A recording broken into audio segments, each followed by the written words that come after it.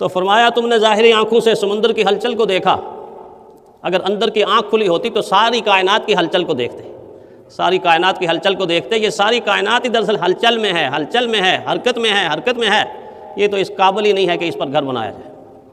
جگہ جی لگانے کی دنیا نہیں ہے، یہ عبرت کی جا ہے، تماشا نہیں ہے، یہ عبرت کی جا ہے، تماشا نہیں۔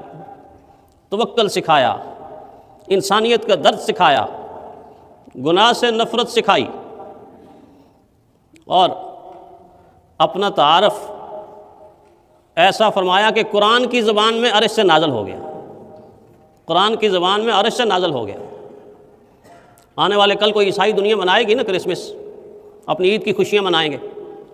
ظاہر ہے کہ ہمارا دین تو ان کے عنوان کی اجازت نہیں دیتا کہ جس عنوان سے وہ کرسمس مناتے ہیں وہ تو اس خوشی میں مناتے ہیں کہ خداوند نے بیٹا پیدا کیا، حالانکہ ہمارا دین کہتا ہے اللہ کا کوئی بیٹا نہیں، اللہ کا کوئی باپ نہیں۔